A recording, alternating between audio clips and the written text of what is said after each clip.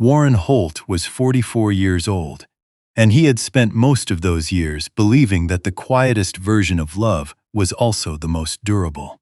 He had believed that the way he believed in load-bearing walls, not because someone told him so, but because he had watched things stand or fall long enough to know the difference. On a Wednesday night in November, sitting alone in the kitchen of their Westmount home, with a mug of tea gone cold beside him and a letter from his lawyer on the table, he wasn't sure he believed that anymore. The letter was 4 pages. His lawyer had written it carefully, in the precise, bloodless language that legal documents require. All it needed was his confirmation to proceed. Warren had read it twice. He had folded it back along its original creases and set it down parallel to the edge of the table, the way a man does when he is trying to maintain the appearance of order while something inside him is anything but. What stopped him from picking up his phone and sending that confirmation? It wasn't love, exactly. Or rather, it wasn't the word love that stopped him. It was something smaller and more specific. It was the fact that his wife, Claudette, had left a bowl of soup on the counter for him before she went upstairs that evening. No note, no warmth, no cold, just soup, as if feeding him were still something she did automatically, the way the body continues certain functions without being told. He hadn't touched it. But he hadn't thrown it out either. He didn't know, sitting in that kitchen at 10:30 on a Wednesday, that, in less than 48 hours he would overhear something that would make the lawyer's letter feel like the most dangerous document he had ever almost acted on. And then something else, something he could not have predicted, that would make him fold it into an envelope and put it in the back of a drawer where it would stay for a very long time. Before this story goes any further, if you have ever loved someone with such consistent, undramatic devotion that they eventually stopped being able to see it, this one is for you. Stay with it. Montreal in November has a particular quality of gray that other cities don't quite replicate. Not the dramatic gray of a storm moving in. The settled, patient gray of a sky that has simply decided this is who it is now and expects you to adjust accordingly. The St. Lawrence slows with cold. The trees along Avenue des Pins go bare in a way that looks deliberate, almost architectural. Warren had lived in this city for 22 years, and he had learned to read its moods the way he read the structural reports that crossed his desk at work. With attention, without judgment, looking for the thing that was actually being said beneath the surface presentation. He was a senior building inspector for the city of Montreal.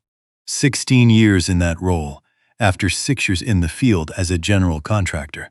He was the kind of man who could walk into a century-old building and tell you, within 20 minutes, which walls were original and which had been added later, which modifications had been done properly, and which were going to become someone's expensive problem in 15 years. He had a reputation for being thorough without being punishing, honest without being unkind. The sort of inspector that experienced contractors actually preferred because they knew exactly what they were getting. His wife, Claudette Beaumont Holt, was 41. She ran a small but well-regarded translation firm out of an office in the Plateau. 4 employees, contracts with 2 federal ministries, and a handful of publishing houses. She was precise with language the way Warren was precise with structure, not from rigidity, but from a genuine understanding of what happened when the wrong word, or the wrong joint, bore weight it wasn't designed to carry. They had met at a conference 17 years ago, a bilingual professional development event in Ottawa that neither of them had particularly wanted to attend. She had been sitting at the end of a row during a particularly tedious panel discussion, writing what he assumed was notes, but which he later learned was a letter to her grandmother in Chicoutimi. He had leaned over and asked, quietly, if she could pass the water jug.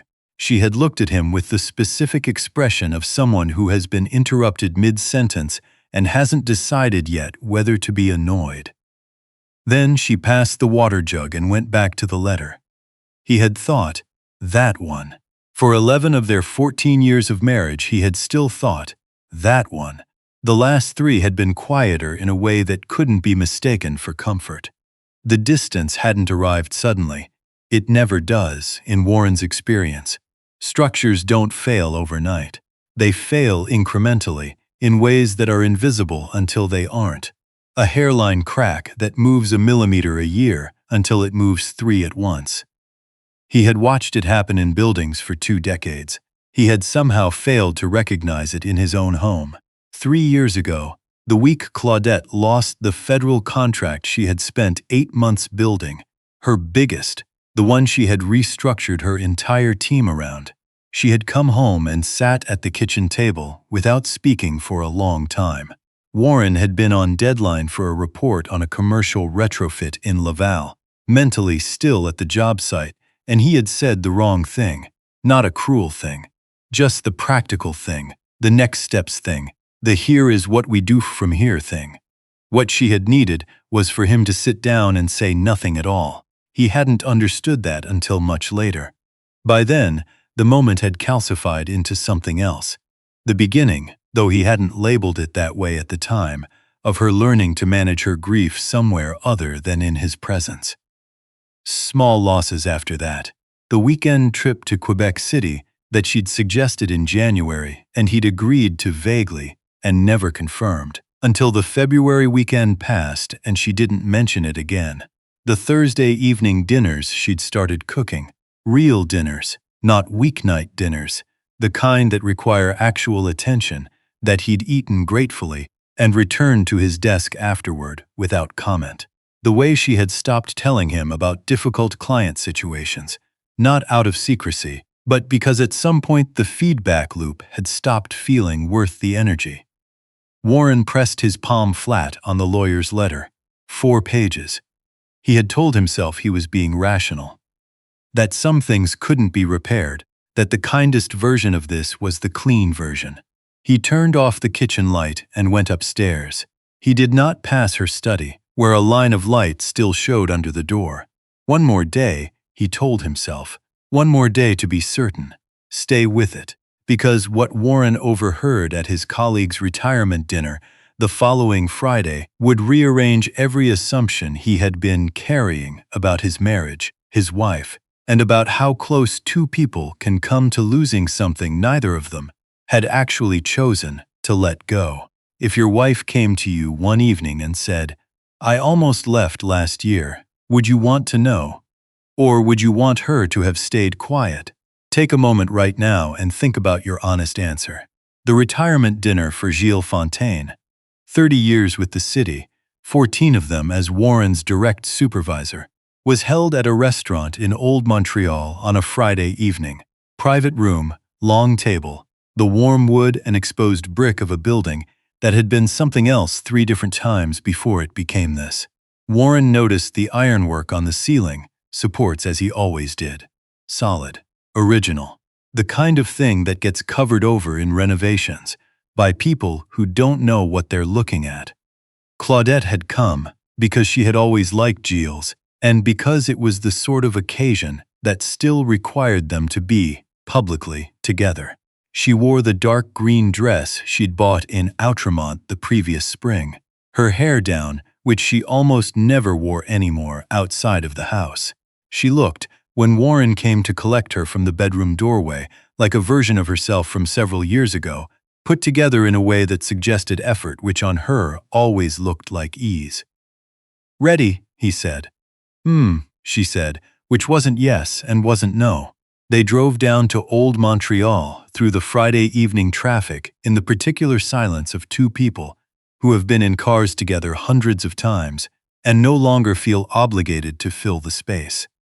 Warren watched the city. Claudette watched the city. The Champlain Bridge glittered to the south. At the table, Warren was present in every way that could be observed. He toasted Gilles with genuine warmth.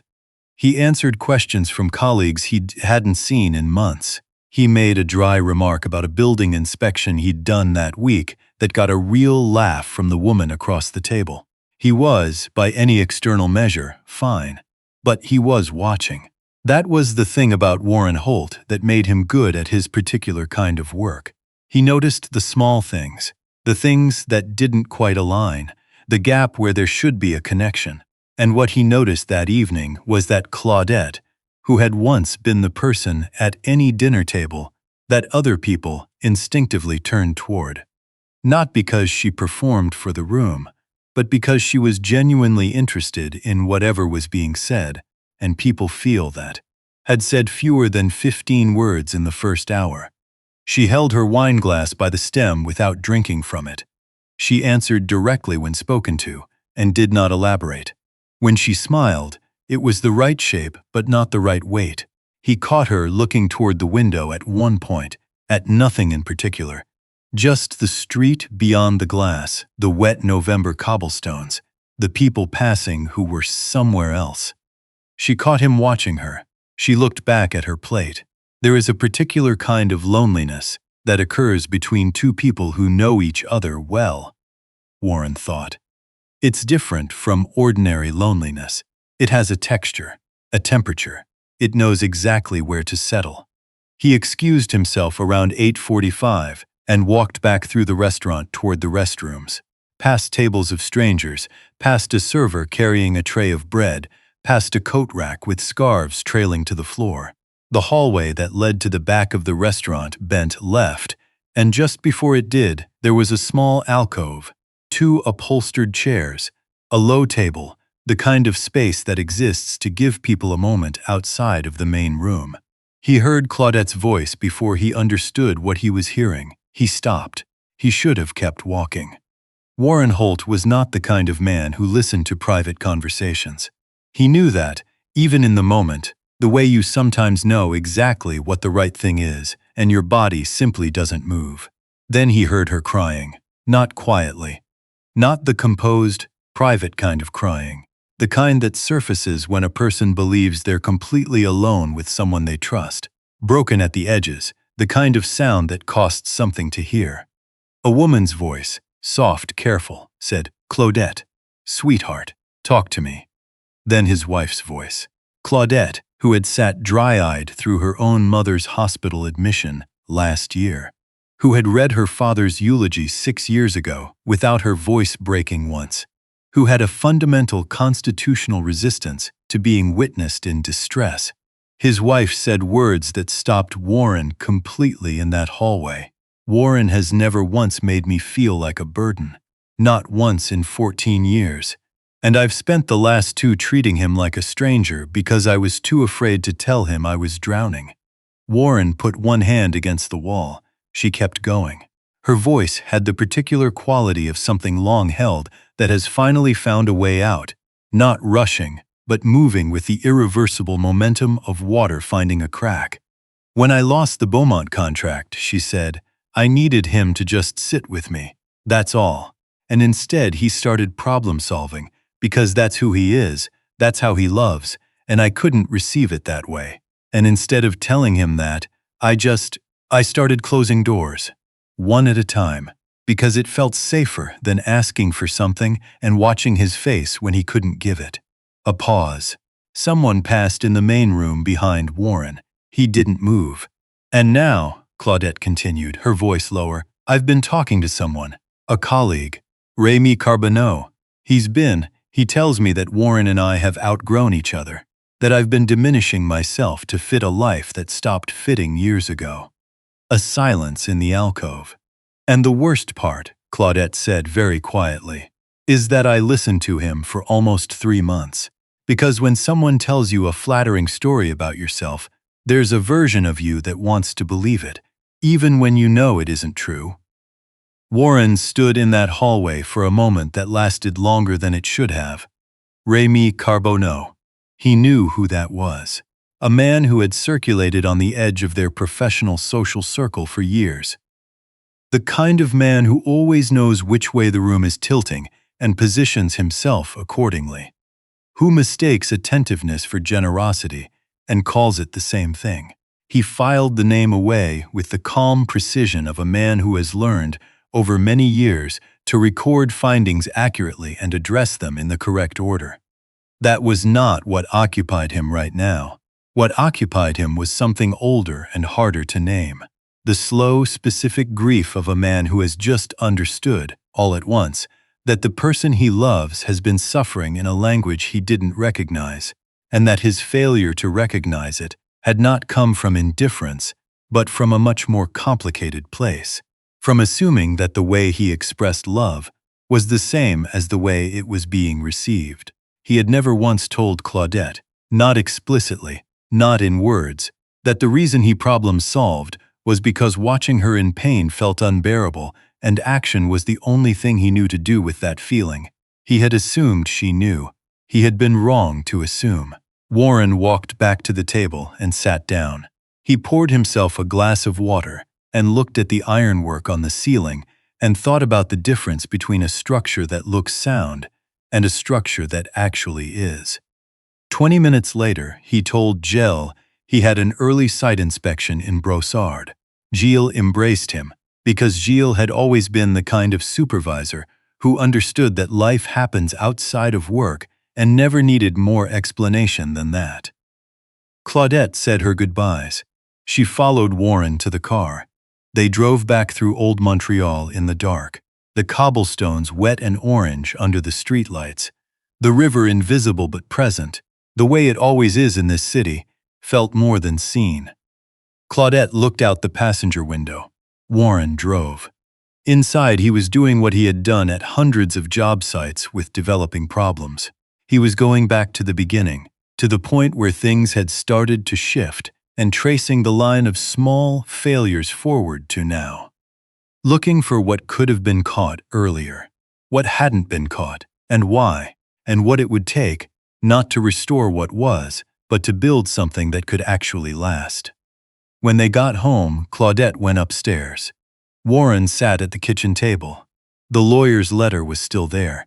He picked it up and held it for a long time. The kitchen was quiet.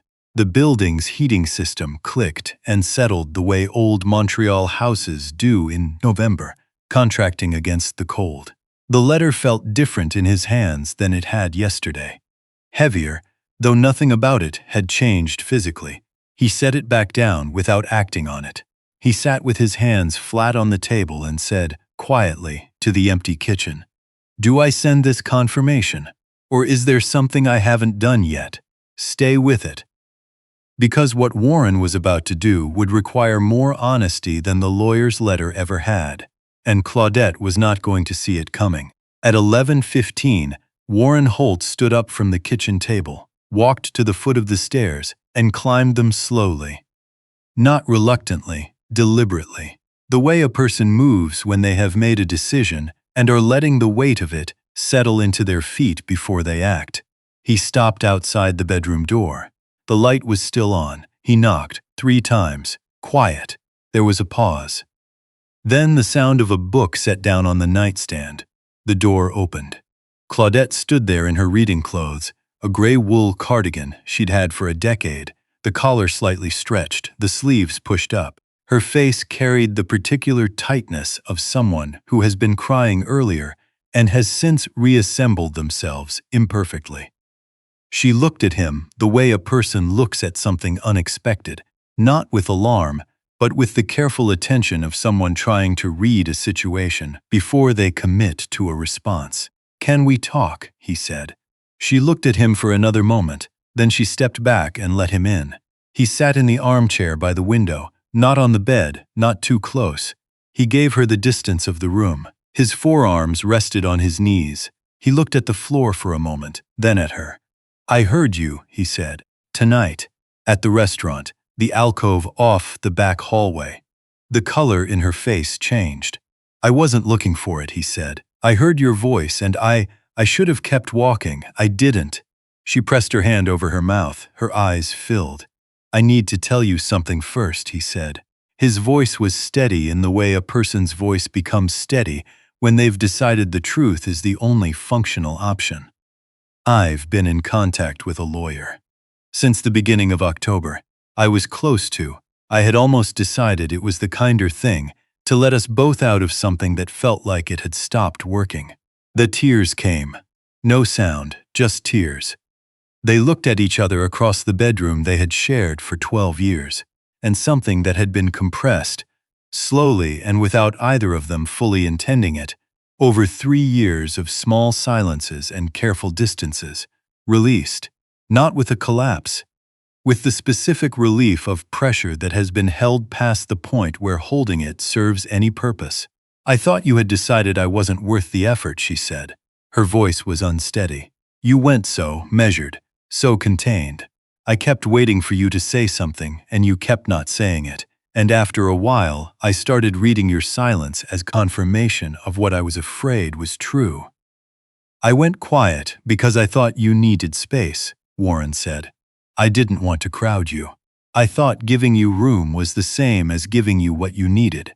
Every time you gave me more room," she said, "I felt further away from you."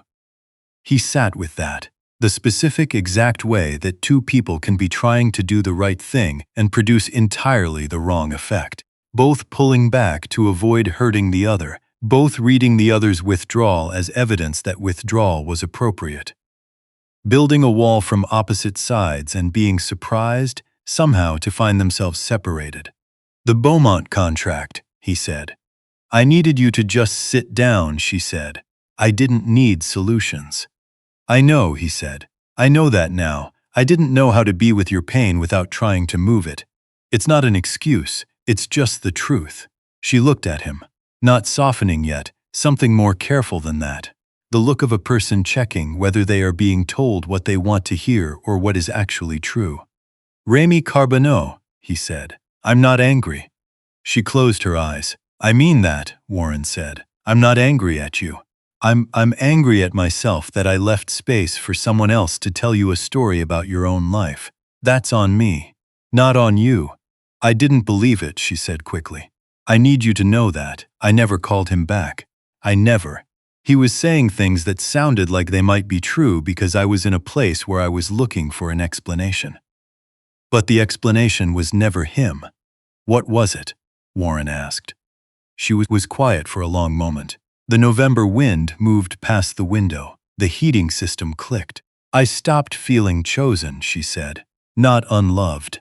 I know you love me. I've never seriously doubted that. But loved and chosen aren't the same thing, Warren. At some point, I stopped feeling like you were actively deciding to be here. And I didn't know how to ask for that without feeling like I was asking you to perform something that should come naturally." Warren looked at his hands. "I chose you every day," he said. "I chose you in ways I never described out loud, and I think I believed that was enough." "It's not the same as saying it," she said. "That landed in him the way true things land, not painfully, but completely." He let it stay. He reached into his back pocket and took out his phone. He opened his email and turned the screen so she could see it. It was a reply to a university inquiry. The Faculty of Architecture at McGill. An evening certificate program he had been accepted to. Structural engineering with a heritage focus, a specialization he'd been interested in for years. 2 evenings a week for 16 months. Claudette read it, then looked up at him. "You applied," she said. "Last spring," he said. "I've been deferring the start date." "Why?" He took the phone back. "Because when I went to register for the first semester, I realized I had not once mentioned this to you. Something I was genuinely excited about, the first thing in years that felt like it was mine, and I had not said a word about it. And I thought, what kind of marriage is this, if I'm making real decisions in silence because it no longer occurs to me to include you in them?" She stared at him. "So I deferred," he said. "And then I started talking to the lawyer instead of talking to you, which tells you everything about the condition I was in." Claudette looked like she had been handed something delicate in the dark and wasn't entirely sure she'd caught it properly. She stood and crossed to the closet. From the shelf above her hanging clothes, she brought down a flat wooden box, the kind that used to hold letter paper, though it hadn't held letter paper in a long time. She sat back on the edge of the bed and set it between them. Inside, a stack of cards and folded papers in Warren's handwriting, the looser, less careful penmanship of a in his late 20s, who had not yet learned that efficiency of expression was not the same as emotional sufficiency. Anniversary cards, a note from their 3rd year of marriage with no occasion attached, written on a piece of hotel stationery from a work trip to Toronto. A postcard from Quebec City, the weekend that had never happened, one she had bought herself, he realized, while imagining the trip they might have taken. And under the cards, pressed flat, his old Université de Montréal sweatshirt, the dark blue one, faded now around the cuffs. He had assumed it had been lost in the move from the apartment in Rosemont years ago. She had kept it. Through all of it, through 3 years of quiet and distance, and a man named Remy telling her a flattering story about her own life, she had kept it, pressed carefully at the bottom of a box she had not thrown away. "I almost donated everything in this box in September," she said, her voice barely above a whisper. "I told myself, if he doesn't say something by Thanksgiving, I let it go." Warren was quiet. "That was 6 weeks ago," she said. He nodded slowly. 6 weeks between the version of this where he knocked on that door and the version where neither of them did. 6 weeks and a bowl of soup left on the counter that he hadn't touched and hadn't thrown out. He reached into the box and lifted out the hotel stationery note. His own handwriting, 12 years younger. He had written it at 2 in the morning, awake in a Toronto hotel room for no specific reason. And had thought, "I should say this while I'm thinking about it, before the ordinary morning makes it feel unnecessary." He remembered exactly when he had stopped writing things down, when saying something had started to feel like it required justification, an occasion, a cause, something large enough to warrant the declaration.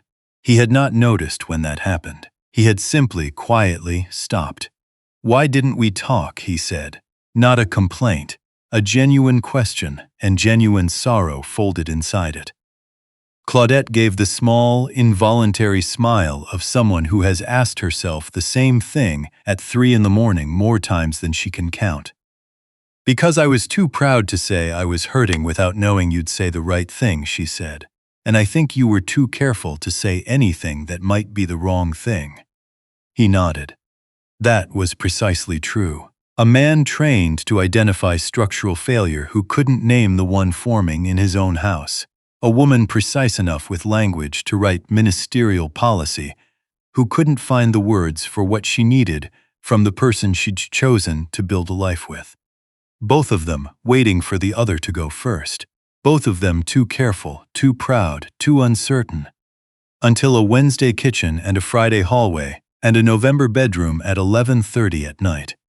The silence that settled after that was a different kind of silence, not hollow.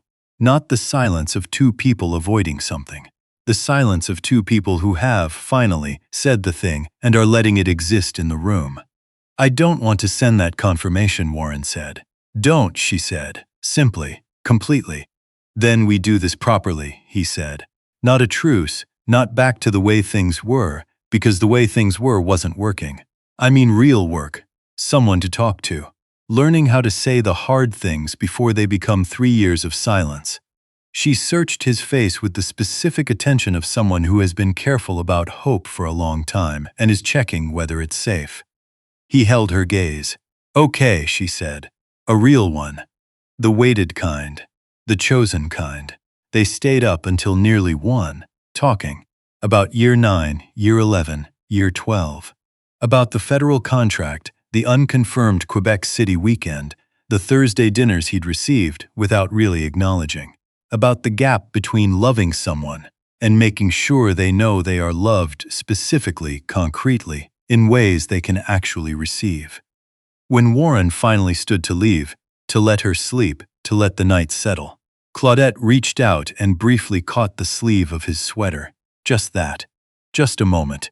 Just, "I am still here." He pressed his hand over hers briefly and let go. Their first session with Dr. Amara Siasaya, a couples therapist recommended by Claudette's physician, an office in a brownstone near McGill. The kind of space built for the specific purpose of making difficult things slightly more possible. Happened 10 days later. Dr. Siasaya was in her mid-50s. with the specific, unhurried patience of someone who has heard enough half-true things to know exactly what they sound like, and who will simply wait, without pressure, for the real thing to surface. Her office had high ceilings, bookshelves along 2 walls, a fern in the corner that had clearly been there for years. Warren noted privately that the window framing was original, well-maintained. They sat side by side on a low sofa, close enough that the choice to sit separately was visible. "Tell me," Dr. Siasaya said, "in your own words, what you believe brought you here." Warren went first. "We both retreated at the same time. We each read the other's retreat as confirmation that retreat was appropriate, and nobody stopped it." Dr. Siasaya made a note. Claudette was quiet for a moment, looking at the fern, at the window, at the November light on the floor. Then she said, "There's something I haven't told him yet, fully." Warren looked at her. "Remy Carbonneau called me," she said, "in September and again in October. He said things I've already told Warren, but there's a part I left out." She paused. "He told me he had feelings for me. Not just that he thought I deserved better. He said he'd been building toward saying that for months, that he saw something in me Warren had stopped seeing." Warren's jaw tightened almost imperceptibly. "I told him no," Claudette said, looking directly at Warren now, her voice clear and deliberate. "I want you to know that the no was not difficult. It was immediate. I told him not to contact me again." She held his gaze, not performing, accounting. Warren looked at his hands for a moment, not in anger, in the measured way of a man giving a real response the time it deserves. "Was any part of you tempted?" he asked. His voice was quiet, even. Her eyes filled. "I was tempted," she said, "by the feeling of being seen, not by him. I want to be absolutely clear about that. I didn't want Remy Carbonneau. I wanted the version of myself that he claimed to see. I wanted to feel like someone was paying close attention to me, and I hadn't felt that in a long time." "That's fair," Warren said. The 2 words took effort to say, but they were true. "I stopped making it visible. That's mine to own." Dr. Siasaya let the room settle before she spoke. "What I'm hearing from both of you is that you were each longing for the same thing, to be actively chosen, to be specifically seen, and neither of you found a way to name that longing to each other, and so you each, independently, began to withdraw. And withdrawal, without explanation, almost always reads as rejection to the person watching." Neither of them spoke. The particular silence of people who have just had something named that they had been living inside for years without being able to articulate it. "Warren," Dr. Siasaya said, "in the past year, what decisions have you made that Claudette wasn't part of?" He took a breath. "The McGill program," he said. "I applied without telling her. I deferred enrollment twice without telling her. I was in contact with a lawyer for nearly 2 months without telling her. I was operating on the assumption that the interior of my life was a private document. And I think at some point that assumption stopped being a personality trait and started being a symptom." Claudette looked at him. Something moved across her face. Not one thing, but several arriving together. Recognition. Grief. Something that lived very close to tenderness. "You deferred McGill for us," she said, "without telling me you were doing it or why. I didn't want you to carry the weight of it," he said. "Warren." She said it quietly, but completely. "I would have told you to go. I would have reorganized my Thursday evenings. I would have sat with you while you did the reading. That's what I do. That's who I am." He heard that. He let himself hear it. Then Claudette's phone, on the cushion beside her, buzzed. She glanced at it. Something in her expression went very still. She picked it up, read the message, and then held the screen toward Warren without a word. "Claudette, I think you're making a mistake. The offer stands. Some doors don't stay open." Warren read it once. He read it once more with the careful attention he gave to a report with a flaw he'd almost missed. Then he set the phone face down on the coffee table between them. Dr. Siasaya watched him. What he felt was not the thing he might have expected. It was not anger, not the sharp, particular anger of a man discovering he has a rival. It was something closer to clarity. The feeling of a building coming into focus when you stop looking at the decorative elements and look at what's actually holding it up. He placed his hand on Claudette's. Gently. Steadily. "That's not a conversation I'm in," he said. "A man like that, he needs the uncertainty of others to feel significant. There's no uncertainty here." He looked at her. "Is there?" She shook her head. "Not tentatively, completely." "Then there's nothing there," Warren said. Dr. Ciacea set down her pen. "What I see," she said, "are two people who have been trying to love each other in languages the other couldn't quite receive. The important thing is that you're both in this room. People who have genuinely given up don't come to this room." They left the office into a cold, late November afternoon.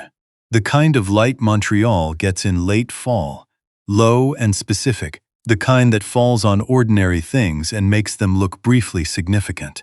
The steps of the brownstone, a parked bicycle, the bare branches of a maple along the sidewalk that had been there, Warren estimated, since the building was constructed. They didn't hold hands walking to the car. It was too early for easy, but they walked close enough that their coats touched, briefly, at the shoulder, and neither of them moved away. "He's not going to stop," Claudette said when they reached the car. "No," Warren agreed. "He isn't. Does that bother you?" He looked at her over the roof of the car. "Not even a little," he said. 6 months later, in the particular green and tentative warmth of a Montreal May, when the city seems genuinely surprised each year to find itself capable of this, of light and leaves, and the smell of the St. Lawrence thawing. Warren and Claudette moved into a house, not the Westmount house, a different house, in Outremont, on a street where the trees were old enough to arch over the road and meet in the middle, and the houses had histories long enough to be interesting. They had found it in February, a semi-detached from 1928 with original plasterwork and window frames that someone had maintained with actual care. Warren had walked the structure in 40 minutes and told her exactly what was original, what had been changed, what was sound, and what would need work. "I love it," Claudette had said, looking not at the kitchen or the ceilings but at him. "The third-floor landing needs to be re-leveled," he said. "Warren, I love it too," he said. The 6 months between the November night he knocked on the bedroom door and the May afternoon they moved in had not been uncomplicated. Healing rarely is, for people who are honest about it. They had continued seeing Dr. Ciacea, weekly at first, then bi-weekly, then monthly as the conversations began to happen before they needed a structured space to contain them. They had learned, slowly and with effort, to say the difficult things before the silence could close around them. They had learned that a marriage is not a decision made once, but a practice, a series of smaller, daily choices about whether to include the other person in the interior of your life, whether to say the thing you almost don't say because it feels too small, or too obvious, or too vulnerable to be worth the exposure. Claudette had started sending Warren photographs of buildings she passed during the day. Not every day, but regularly. Sometimes with a note, "Original brickwork, look at the corbelling," sometimes with just a question mark. Warren had registered for the McGill program. He'd told Claudette on a Thursday evening, directly, with the enrollment confirmation open on his laptop. She had read it, looked up at him and said, "I'll cook something good on your class nights." And then, after a pause, "I'm proud of you." It was 4 words, but the right 4. He had started saying things out loud that he had previously allowed to exist only as interior knowledge, that the Thursday dinners had been the best part of his week for 2 years, and he had never said so. That the reason he hadn't responded to the Quebec City idea was not that he didn't want to go, but that he'd been in the middle of a difficult month at work and hadn't known how to say, "I want this, I just need a few weeks." That the reason he went quiet after Claudette's hard days was not that he didn't care, but that he cared in a way that flooded him and action was the only drainage valve he had. Small things. Specific things. The right things. On the day they moved in, with boxes still stacked along the hallway and Claudette's sister in the kitchen, overseeing a chicken roasting in the oven, filling the whole ground floor with the smell of something warm and permanent. Warren and Claudette climbed to the rooftop terrace at the back of the house. It wasn't much of a terrace yet. 2 folding chairs, a dead plant from the previous owners they hadn't removed, the flat surface of a tar and gravel roof with a low parapet wall they were going to replace with something better. But the view east caught the last of the May evening light. The mountain to the west was green again. The city spread out below in its complicated, layered, beautiful, particular way. Claudette leaned against the parapet, her face toward the light. "I almost made an enormous mistake," she said, quietly, looking at the city. "We both almost made an enormous mistake," Warren said. She turned and looked at him. The particular directness she had, the thing that had made him think that 17 years ago, entirely present. "You stayed," she said, "even before you knew there was a reason to." "The soup," he said. She frowned, not understanding. "You left soup on the counter that night," he said, "when I was sitting with the lawyer's letter. I don't know if you even remember doing it. But I looked at it and I thought, someone who had genuinely stopped caring would not have left soup." She stared at him. Then she laughed. The real laugh. The one that arrives before she's decided to let it arrive. The one that reaches all the way to her eyes and stays there a moment before it settles. "It was leftover lentil soup," she said. "I almost ate it myself." "Doesn't matter," he said. "It was still there." She came and stood beside him, looking east. The city, in the last of the May light. "Tell me what this place is going to look like," she said, "when we're done with it." He turned and looked at the roofline, the parapet, the walls, the way the light fell through the original windows on the upper floor. He began to talk. Not the careful, contained version of talking he had practiced for too many years, but the real kind. The kind where the words come because the thought is worth having out loud. She listened. She argued about the parapet. She was right about the parapet. At some point her phone buzzed. She glanced at it. A final message from Rémi Carbonneau. She read it. Did not read it to Warren. Did not make a production of her response. Simply blocked the number with the unceremonious efficiency of someone closing a window that no longer needs to be open. Then handed Warren the phone wordlessly, the way people in long marriages share small, unremarkable things. He read the screen, saw what she'd done, handed it back. No anger, no satisfaction, nothing that required any energy at all, because there was no space in him for it. He was too entirely occupied with the city in front of him, and the woman beside him, and the building under his feet that was going to require, he had now calculated, approximately 3 months of evenings to get exactly right. He put his arm around her shoulders. She leaned into it, not tentatively, not carefully, but the way a person leans when they have decided. "The parapet," she said. "The parapet," he agreed. They stayed up there until the light was gone and the city had shifted into its nighttime register. The orange of the street lamps on the wet streets below, the illuminated mountain, the particular dark of the St. Lawrence beyond, 2 people on a rooftop in Outremont, in a city that had held them both for over 20 years, in a life they had looked directly at and chosen to keep. A marriage is not the feeling. The feeling arrives and recedes in any honest account of a long life shared between 2 people. What remains, what can be built and maintained and rebuilt when necessary, is the choice, made not once, at an altar or a courthouse or wherever you happen to have made it, but repeatedly. In the soup left on a counter, in the sleeve of a sweater caught in a darkened doorway, in the willingness to knock at 11:15 on a November night on a door that is still, technically, yours to knock on. This is what Warren Holt understood, finally, standing on that rooftop with Claudette's shoulder warm against his, the city spread below them, and the renovation calendar already forming in the back of his mind. You do not build the thing once and walk away. You build it, and then you tend it, and then you rebuild the parts that need rebuilding. And you do not do any of that alone. That is the entire point.